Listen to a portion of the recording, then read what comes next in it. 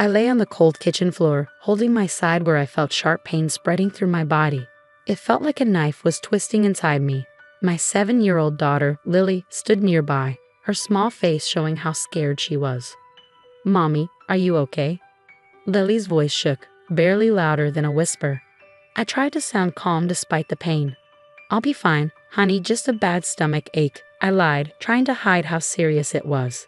Footsteps echoed through the hallway as my husband David appeared in the doorway. His face showed annoyance instead of concern. He was ready for his trip, holding his suitcase. "What's going on, Evelyn? Why are you on the floor?"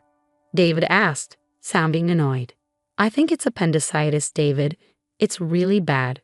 We need to go to the hospital," I managed to say, each word hurting me. He scoffed. "Appendicitis? You're probably overreacting. It's likely just indigestion." "But David, I really think..." My words were cut off by a sharp pain, making me wince. David checked his watch, clearly impatient. "I can't miss this trip with Rachel. Just call a taxi or something." I couldn't believe it. "David, I can't even move. Lily's here. I need you," I begged, desperation in my voice. He shook his head, not caring. "I'm sure it's nothing. Call if it gets worse." And with that, he left, his suitcase trailing behind him. I was left alone in pain with Lily. Lily's small hands found mine, her tears matching my own. "Mommy, don't be sick. You have to be okay." I gathered what little strength I had and pulled Lily close. "I'm here, darling. Mommy's here." With David gone, I knew I had to act. With shaking hands, I grabbed my phone and called the only person I knew I could count on, my brother Michael. The phone rang, its sound piercing the quiet kitchen. "Hello," Michael's voice came through, a beacon of hope. "Michael, it's Evelyn. I need help. I think it's appendicitis. I can't move and Lily is scared," I managed to say, each word a struggle. There was a brief silence, then Michael's voice, calm and steady. "I'm on my way. Hold tight, Evelyn. I'll be there soon." Leaning against the cold tile floor, I closed my eyes, trying to endure the pain. Lily nestled close to me, a small comfort in the midst of turmoil. In that moment, a determination grew inside me. David's abandonment during my crisis wouldn't be forgotten. It was a deep hurt, a betrayal that marked a turning point. As I waited for Michael, one thing became clear: things would change. In the hospital bed later, surrounded by sterile walls and beeping machines, a sense of calm settled in. The surgery for my appendicitis went well, but David's emotional absence still stung. I had called my parents to care for Lily while I recovered, their voices filled with concern and unspoken questions about David's whereabouts. 3 days later, I was back home, the physical pain now a dull reminder of the recent ordeal. Lily greeted me eagerly, her face lighting up at my return. "Mommy, you're back. Are you all better now?" Her innocent question warmed my heart. "I'm getting there, sweetie," I replied, hugging her tightly, grateful for her presence. The peace of our reunion was shattered the next day by the slam of the front door. David and his sister Rachel burst in, their voices filled with frustration. "Why didn't you pick us up yesterday? We had to spend extra on a taxi and train fares." David's accusatory voice rang out as he entered the living room. I felt a surge of anger at his boldness. "Welcome back. Must have been quite a journey," I said coldly, locking eyes with him. David halted, taken aback by my icy reception. Even Rachel seemed surprised by the tension. "What's with the attitude, Evelyn?" David demanded. I couldn't hold back anymore. "While you were enjoying your trip, I was in a hospital," I said, my voice steady but simmering with anger. "And you, Rachel, always demanding David's time without considering his family." Rachel flushed and David appeared bewildered. "What are you talking about? You were fine, right?" he replied, sounding dismissive. "It's not just about being okay, David. It's about being there when your family needs you," I shot back, my frustration boiling over. Before David could respond, the living room door swung open, revealing Michael, our parents, and David's parents. 14 eyes, filled with varying degrees of anger and disappointment, fixed on David and Rachel. "Why is everyone here?" David's voice faltered, his confidence waning under their collective glare. Taking a deep breath, I channeled my pain and betrayal into words. "David, you left Lily and me alone when we needed you the most. I had to go to the hospital, and you weren't there. I've told everything to our families.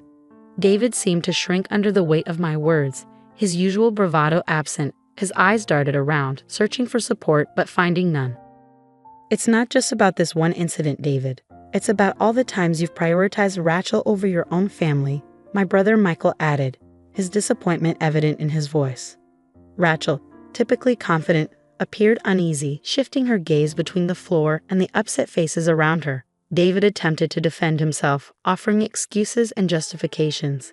The confrontation grew heated, tension thick in the air. But for me, it marked a turning point. I realized I couldn't continue living in the shadow of David's neglect. It was time for change, time to assert myself and protect Lily. The meeting concluded without resolution, but the message was clear. I had the support of both our families, and David's careless facade had been shattered. As they departed, David's parents glanced at me with sympathy, silently acknowledging their son's shortcomings. That night, as I lay in bed, the events of the day replayed in my mind. I felt a mix of emotions: anger, disappointment, but also a newfound strength. David had revealed his true self, and I knew it was time for me to take charge of my life. The days following the confrontation were tense with unspoken words. David tried to act as if nothing had changed, but the atmosphere between us was heavy. I spent that time reflecting, realizing the depth of my discontent and the necessity for change. The decision I reached wasn't easy, but it felt crucial, like a breath of fresh air after being stifled for so long. One evening, while David casually flipped through TV channels on the couch, I approached him with a folder in hand. My heart raced, but my determination held firm. "David, we need to talk," I said, my voice steady. He glanced up, a hint of annoyance crossing his face. "What now, Evelyn?" I took a deep breath and handed him the folder. "I want a divorce." David stared at me, disbelief and mockery flashing across his expression. "Divorce? That's absurd, Evelyn. You're blowing things out of proportion." I shook my head, feeling a surge of empowerment. "It's not an exaggeration. I've thought long and hard about this. You've consistently prioritized Rachel over me and Lily. I can't continue like this." David sneered. "You think you can manage alone? Don't be naive, Evelyn."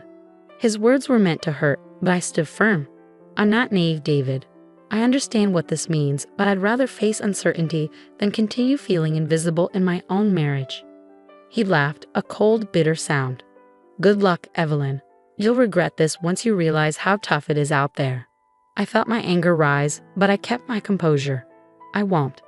This is my decision, and I'm sticking to it." For a moment, David seemed like he might argue further, but then he shrugged, a smug smirk on his face. "Fine, have it your way. But remember, I warned you." As he turned back to the TV, dismissing me once again, I felt a whirlwind of emotions. There was fear, certainly, but also a powerful sense of liberation. I was finally taking charge of my life, stepping out of the shadows. The next day, I started the legal process for divorce.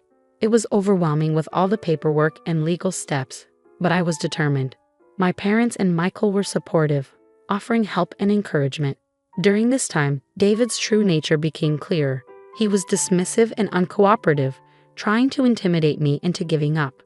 But I stood my ground, strengthened by my family's support and my growing sense of strength. As time went on, David's facade began to crack. The charming, confident man I married revealed himself to be selfish and manipulative, his true self exposed.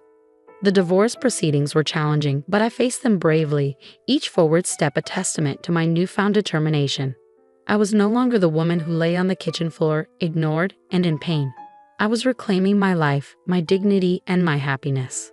The divorce process was exhausting, marked by David's constant attempts to undermine and demean me. In our meetings, he would sneer and make hurtful remarks about my parenting and my future without him. But instead of letting his words defeat me, they fueled my determination to break free from his toxic influence. "Enjoy your struggles, Evelyn," David taunted in one of our final meetings. "You'll soon see how good you had it with me."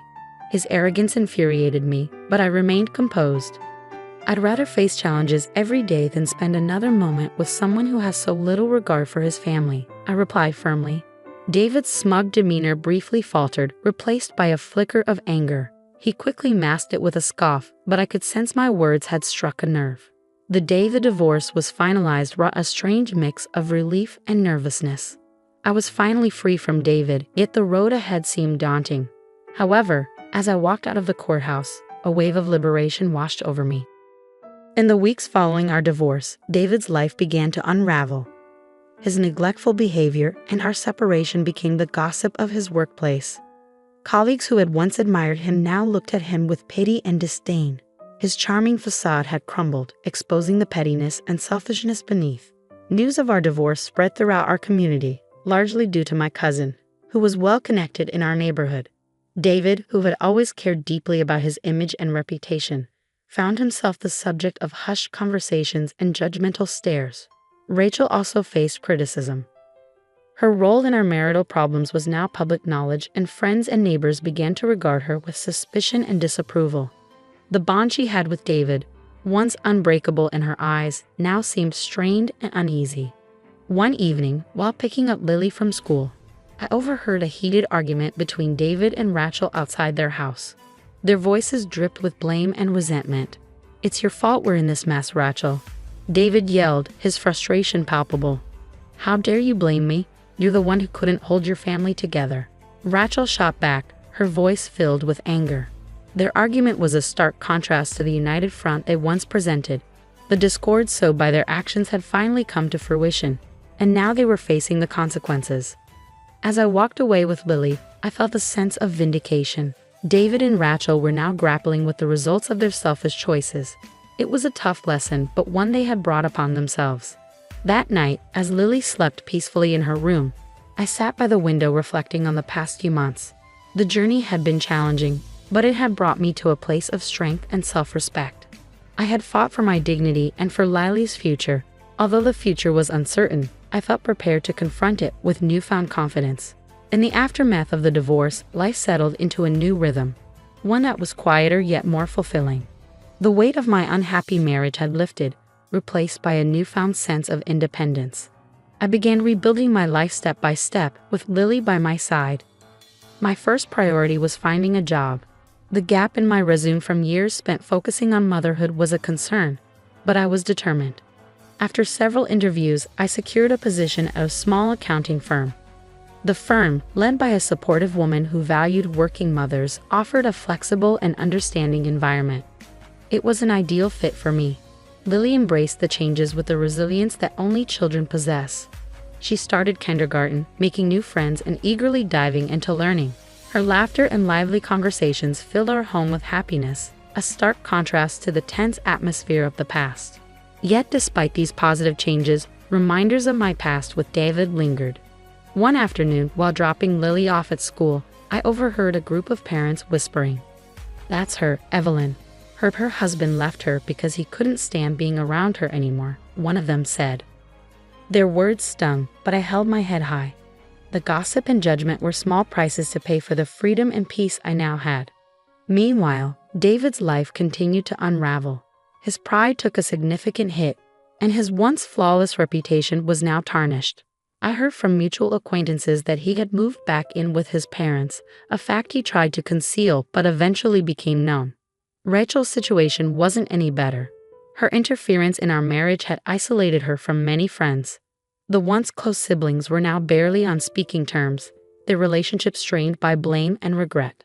As for me, I found solace in the unwavering support of my family. My brother Michael had moved closer to us, his presence a constant source of comfort. My parents showered Lily with love, their affection soothing the wounds of the past. One day, while savoring coffee in my kitchen, I reflected on the journey I had endured, the pain, the struggle, and ultimately, the liberation. It had all brought me to this moment of peace. I hadn't just survived. I had emerged stronger and more self-assured. The doorbell interrupted my thoughts. Opening it, I found David standing there, wearing a look of defeat. "Evelyn, I'm sorry. I didn't realize what I had until it was gone," he said, his apology, though belated, validating my decision.